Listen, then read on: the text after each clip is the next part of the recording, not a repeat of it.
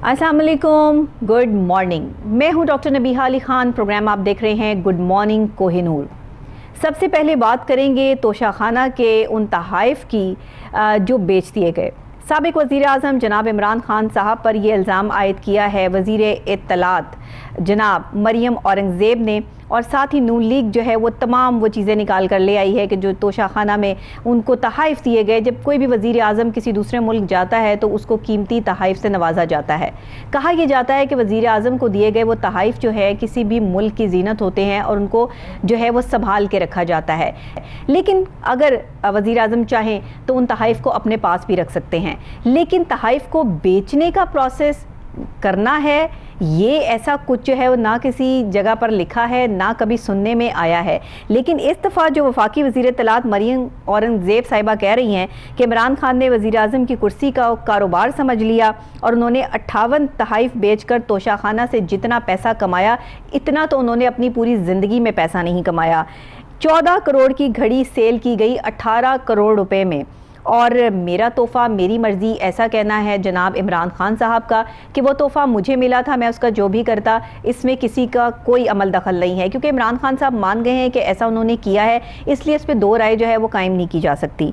इस्लामाबाद में जो press conference की मरियम औरंगज़ेब साहिबा ने, उन्होंने PTI के चेयरमैन जनाब इमरान खान साहब को कहा है कि आपका तोहफ़ा आपकी मर्ज़ी नहीं चलेगी, बल्कि पाकिस्तान के लिए जो तहाइफ दिए गए वो पाकिस्तान के वज़ीर आज़म को दिए गए हैं, और पाकिस्तान के वज़ीर आज़म की रिस्पॉन्सिबिलिटी बनती है कि वो उन तहाइफ को अपने पास तो रख सकता है, लेकिन वो भी आप जो है वो कुछ रकम अदा करके उसको अपने पास रख सकते हैं, लेकिन उसको बेचा नहीं जा सकता। अब उनसे रसीदें मांगी जा रही हैं इमरान खान साहब से कि इसकी रसीदें पेश की जाएँ जो तहाइफ उन्होंने बेचे हैं, और साथ ही ये कहा गया है कि इमरान खान साहब की आमदनी में इन जो कीमती तहाइफ हैं उनमें इजाफा करने में, जो आमदनी में इजाफा हुआ है उसकी भी सारी जो है वो ज़रा मनी ट्रेल दे दें। तो 2 महीने की इनकम जो हो गई वो 85 मिलियन और 4 साल में 182 मिलियन रही। तो अब ये जो चीज़ें हो रही हैं और ये मामलात हो रहे हैं, इस पर इमरान खान साहब का मौक़िफ़ भी सामने आ चुका है। और अगर आप ये देखें तो वो घड़ी जिसको कहा जा रहा है कि 14 करोड़ रुपए की घड़ी, वो उस कंपनी ने 2 ही घड़ियाँ बनवाई थी, जो एक शहज़ादा साहब के पास है, जो सऊदी अरब के शहज़ादे हैं उनके पास है, और एक जो है वो वज़ीर आज़म पाकिस्तान, साबिक वज़ीर आज़म पाकिस्तान जनाब इमरान खान साहब को दी गई थी। अब ये दुनिया में जो बेहतरीन तरीन घड़ियाँ हैं उनमें उस घड़ी का शुमार होता था, और उसको 18 करोड़ रुपए में जो है वो बेच दिया गया। बहरहाल जी, ये तोशाखाना से 4 साल की जो कुल आमदन है 142 मिलियन की इनकम हुई है साबिक वज़ीर आज़म जनाब इमरान खान साहब को। अब ये सूरत हाल क्या होगी, इसमें क्या मामलात हैं, क्या वज़ीर आज़म के पास ये तहाइफ बेचने का इख्तियारात मौजूद हैं, इस पर भी बात करेंगे। और साथ ही दूसरी तरफ जो अहम मुलाकात हुई है वो बिलावल भुट्टो ज़रदारी साहब की हुई है नवाज़ शरीफ साहब से लंदन में, और ये अहम मुलाकात मैंने आपको पहले भी बताया था अपने प्रोग्राम में कि बिलावल भुट्टो ज़रदारी साहब जो हैं वो शहबाज शरीफ साहब से नाराज़ होकर लंदन चले गए, और वहाँ जाके उन्होंने जो है वो कह के गए थे कि मैं नवाज़ शरीफ साहब से जो है वो मुलाकात करूँगा और सारे मामलात जो है वहीं से तय होंगे। इसके अलावा उन्होंने बड़ा एक इंकशाफ भी किया जब एक सहाफ़ी ने उनसे सवाल किया कि इमरान खान की हुकूमत को किसने गिराया।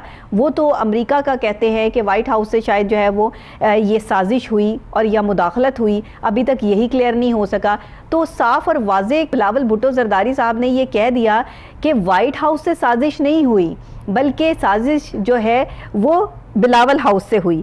तो अब ये सारी सूरत हाल जो है वो क्लियर हो चुकी है, और उन्होंने कहा कि हमने बाकायदा तौर पे जमहूरी तौर पर उनको उतारा है, और उनको इस टाइम पे उतारना बनता था जब चीखो पुकार हो रही थी मुझे क्यों निकाला, मुझे क्यों निकाला, तो उस पर तो बड़ी बात करते थे। अब इमरान खान साहब कहते हैं कि मुझे क्यों नहीं बचाया, ऐसा कहना है बिलावल भुट्टो ज़रदारी साहब का। तो इस्टेब्लिशमेंट के हवाले से भी बहुत सी बातें सामने आई। फवाद चौधरी साहब का भी आपने सुना कि उन्होंने भी कह दिया कि इस्टेब्लिशमेंट से कुछ अर्सा से हमारे ताल्लुकात बेहतर नहीं थे, जिसकी वजह से हमारी हुकूमत को गिरा दिया गया। अब ये इतनी बड़ी बड़ी बातें जो सामने आ चुकी हैं, इसके बाद शायद अब हमारे पास जो बेहतरीन तज्ज़ियाकार हैं आज के, वही इस पर जो है बात कर सकते हैं। तो हमें टेलीफोन लाइन पे ज्वाइन किया है सीनियर तज्ज़ियाकार सुहेल वड़ाई साहब ने। अस्सलाम वालेकुम सर, बहुत शुक्रिया आपने ऑन कॉल हमें ज्वाइन किया। जी मेहरबानी जी, शुक्रिया। सर बताइएगा, वफाकी वजीर इत्तलात मरियम औरंगजेब साहिबा ने तो तोशा खाना स्कैंडल खोल दिया है। मेरा तोहफा मेरी मर्जी की बात हो रही है। तहाइफ कहाँ, किसको और कितने में गए, ये सारी चीज़ें जो है वो सामने आ चुकी हैं। आप क्या कहते हैं कि इतनी महंगी चीज़ें जो है, क्या वजीर आज़म इसको सेल कर सकते हैं और क्या इसमें कोई सच्चाई आपको नज़र आती है?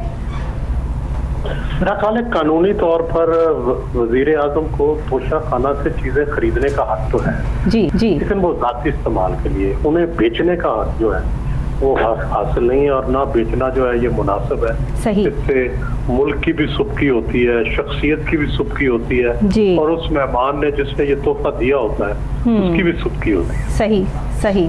तो मतलब इस तरह आपको क्या लगता है सर कि इस बात में सच्चाई है, क्योंकि अभी तक ये साबित तो नहीं हो सका, सिर्फ ये चीजें। वो तो मान चुका है, इमरान खान साहब खुद मान चुके हैं कि मैंने तोहफे लिए हैं और तोहफे बेचे हैं, और वो उन्होंने कहा है ना कि मेरे तोहफे मेरा फैसला। बिल्कुल। तो सर ये इस तरह से ये सच है।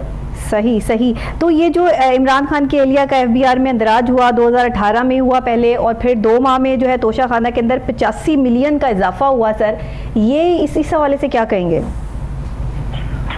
मेरा ख्याल है कि जाहिर है इसकी इंक्वायरी होनी चाहिए, इस पे बाकायदा तफ्तीश होनी चाहिए, और इस मामले को मेरा ख्याल है कि प्राइम मिनिस्टर साहब से पूछा जाना चाहिए क्यों ऐसा हुआ।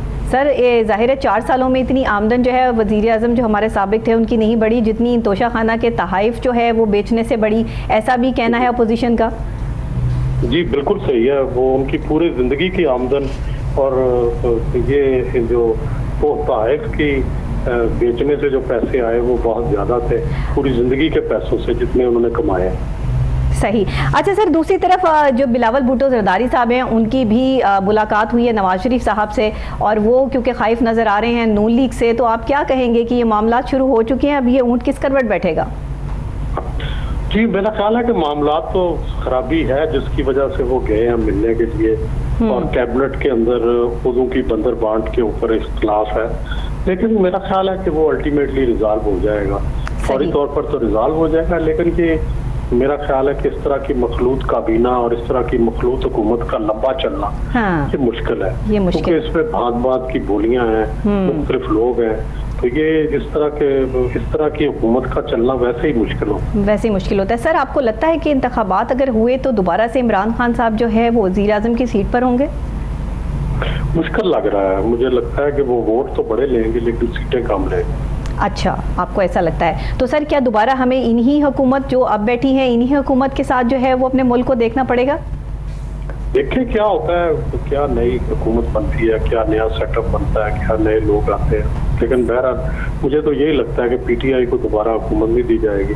सही। और जलसे तो बड़े शानदार कर रहे हैं, अवाम की बड़ी तादाद है उनके साथ, वोट बैंक उनका बढ़ेगा, उनके वोट भी ज्यादा होंगे लेकिन सीटें कम होंगी। तो सर आप क्या समझते हैं इस तरह की हुकूमत जिस तरह की अभी पाकिस्तान में चल रही है कि पीपल्स पार्टी भी है, नून लीग भी है, JUIF भी है, ये सारी हुकूमतें हैं, इनकी सीटें भी हैं, मिनिस्टर्स भी अनाउंस हो चुके हैं, तो ये कब तक ये सिलसिला इस तरह से जो है वो बेनिफिशियल होगा पाकिस्तान के लिए? कोई बेनिफिट है इसमें?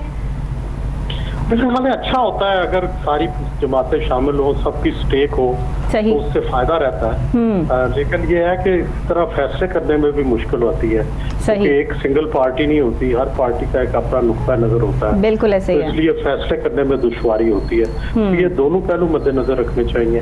इसमें खैर का पहलू ये है कि सब शामिल हो, तो उससे एक तरह से एक जो इंक्लूसिव किस्म की गवर्नमेंट बन जाती है, और दूसरा ये है कि इसके अंदर जब इख्तलाफ हो तो वो फिर दुश्वार बढ़ जाते हैं, मुश्किल। सर आपका माशाल्लाह बहुत गहरा तज्जिया है, आप सबसे बज़ाहिर आपकी मुलाकातें भी हैं, आप लोगों को जानते भी हैं। पाकिस्तान इस वक्त जिस वक्त इकनॉमिकल सिचुएशन में है कि आप समझते हैं कि इस हुकूमत के साथ इस हुकूमत को कितनी और मुश्किलात आ सकती हैं आगे चलने में? अभी तो सारी चीज़ें मुश्किलात बहुत है, अभी आने वाले दिनों में और मुश्किलात बढ़ेंगी। अभी तो IMF का दोबारा से मुआहदा होना है, उसमें भी है, फिर आपके जो पेट्रोल के रेट हैं, आपके बिजली के रेट हैं, अगर इनको रिव्यू करना पड़ गया तो आवाम पर एक महंगाई का और बम गिरेगा। सही। मेरा ख्याल है कि शहबाज शरीफ साहब को कोशिश करनी चाहिए कि महंगाई का बम ना गिराए। सही। तो सर इस सब चीज़ों को कंट्रोल करने के लिए कोई एक मशवरा जो हुकूमत के लिए या आवाम के लिए आप देना चाहें? बस बुनियादी बात यह है कि अवाम की बेहतरी पे फैसले करें, दिन रात एक कर दें, जो भी बेस्ट फैसला हो आवाम के लिए वो किया जाए सही। और कहीं कोताही ना की जाए। मेरा ख्याल है यही मुल्क के लिए बेहतर होगा। सर बहुत शुक्रिया, आपने हमें टेलीफोन लाइन पे ज्वाइन किया, हमसे बात की और अपने तज्ज़िये के हवाले से आपने बताया कि किस तरीके से मुल्क को मज़ीद आगे के लिए दुश्वारियों का सामना करना पड़ सकता है। महंगाई इस वक्त जिस सिचुएशन में है, जिस मामलात जिस तरीके से जो है वो चल रहे हैं, उसमें आगे जाके पाकिस्तान को मज़ीद महंगाई का मुँह देखना पड़ेगा, ऐसा कहना है सीनियर तज्ज़ियाकार सुहेल वड़ाइच साहब का। अभी आपने उनकी गुफ्तगू भी सुनी।